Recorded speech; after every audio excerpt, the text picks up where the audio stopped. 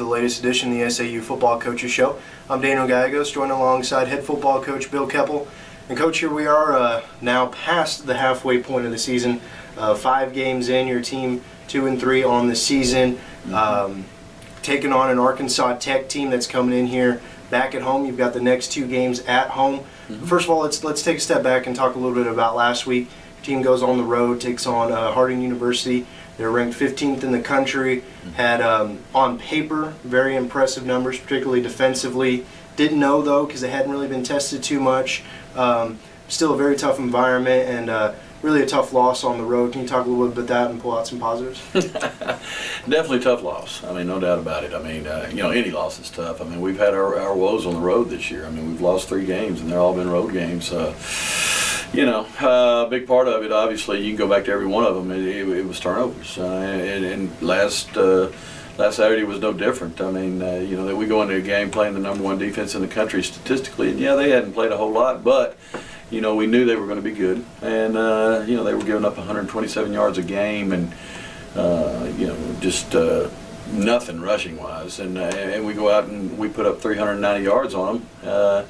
And have opportunities, and we turn it over 3 times. I mean, that was huge.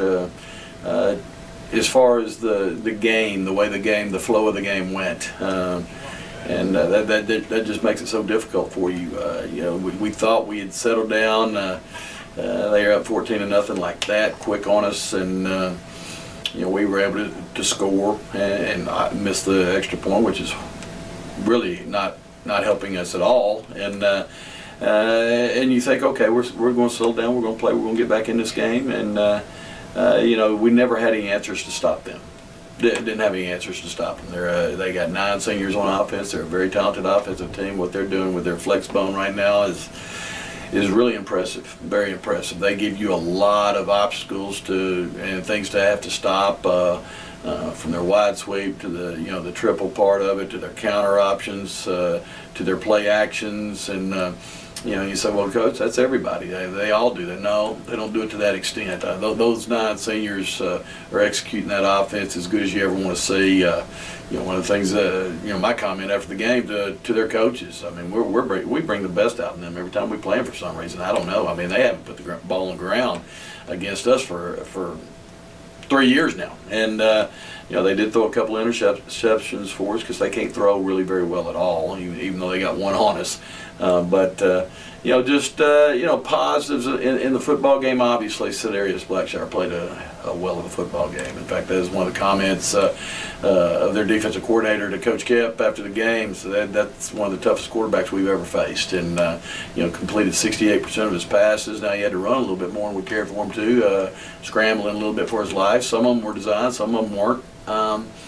But played an outstanding game. Obviously, you know, he had to connect with some people, and Aaron Johnson really, you know, had 4 catches over 100 yards, 2 touchdowns, really nice. We had a lot of guys catch balls the other night. Z Ware, Wiseheit, Tanner Hudson, Tevin, you know, all of them really contributed in that aspect. I mean, you put up 390 yards on someone, you're moving the ball. You're moving the ball, but you know, it's still, you know, the interception in the end zone was a killer. The fumble as we're moving on the draw play that we got 10 yards easily does not help your cause. A missed field goal when you're down there does not help your cause at all. All those things add up. And then when you're having trouble stopping the opponent's offense, makes for a long night. And you know, it's you know, you just got to put it behind you. Got to put it behind you. You can't sit there and dwell on what happened at Harding. You know, they've done that to us before, 4 years ago here when they first went to the Wishbone. We thought we had answers, and 12 we did. 13 we were pretty much had a lot of answers for them, and this year, you know, they've added some new wrinkles to it that you know, obviously we weren't prepared for. We just got to go back and do our homework on it. They've got a good football team, not to take anything away from them at all. They're well coached and talented. The thing they're going to have to worry about is they got to replace 9 seniors on offense next year. So, you know, maybe that'll help. But you know, our football team still has a lot to play for. You know, looking ahead, this upcoming week on Saturday, you welcome in Arkansas Tech. It's a team this year early on.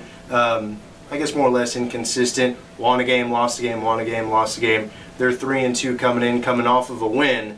So, you know, hopefully if that progression plays out, things look at least well for the Mule Riders on paper. What have you kind of seen on tape with Arkansas Tech? They got a new offensive coordinator trying to do some new things, second-year head coach in Raymond Monica. What are you seeing on tape? Well, on tape, obviously, the first thing that sticks out at you is defensively. They're the number 3 ranked defense in our league. They're talented on defense. You know, they've got everything you want. They got size, they got speed, they will hit. You know, so you know, that's a concern. Obviously a concern. But you know, offensively, you know, Coach Lounsbury, who I worked with at the University of Tulsa, is their new offensive coordinator there. He got in there, golly, in August, 1st of August. So, I mean, it was late for them. They definitely didn't have a lot of learning curve with what he's trying to do offensively. I know he's very multiple, going to try to be very balanced in throwing and running the football. But they, you know, they've struggled. They've struggled. You know, right now they're feeling good about themselves. They're 3-1. In the league with a loss at Southwest, very similar to the way our loss went. You know, they had a lead late, threw an interception, a pick six, and the next thing you know, you're getting beat on the road over there. And so, you know, that's happened to a lot of us going over there. Even happened to Harding last year. So, you know, the other 3 wins, conference wins that they've had, you know, they beat Northwest, they beat Southern Nazarene, and they beat UAM this last weekend. So, not playing the upper echelon of our league right now. They did step out of conference and play a McNeese team. Really probably had no business playing, which is their 4th rank in FCS, and got beat pretty handedly. But you know, you can't really take a long look at that because McNeese is very talented. The win against UAM was a good win for them last weekend. You know, a hard-fought game, very low scoring. So you know, bottom line, it still comes back to us. I mean, Daniel. I mean, you look at our 2 of our losses this year. I mean, we basically handed it to them up on a silver platter, and it's turnovers. It's just like the turnovers in the Harding game that got that game out of control.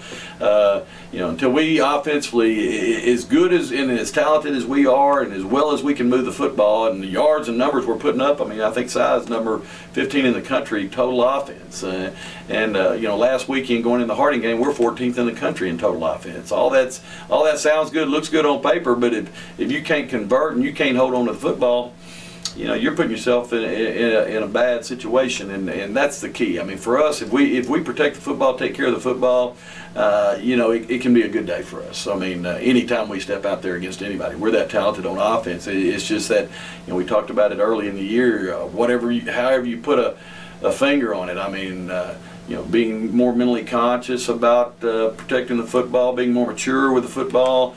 I don't have that. If I had that answer, I'd be making big money somewhere else.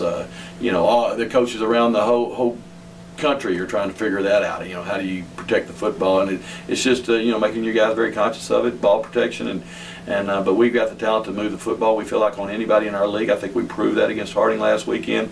It's just we got to take care of it. And you know, defensively, I think we're fine. I mean, last weekend, that's a whole different thing. That's a whole different animal, and playing that totally shift gears in what they do. Now you're back to something more, even though it's not conventional. It's conventional to this day and time.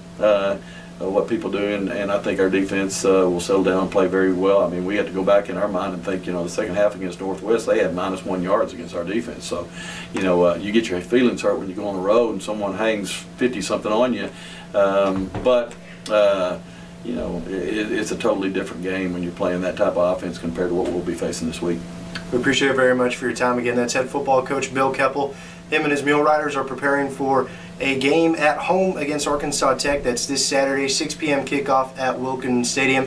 Hope to see y'all out there. Be sure to check MuleRiderAthletics.com for all your pregame notes and matchups going along with that, also with your live links if you're unable to attend. But Coach, we appreciate it very much. Thank you very much.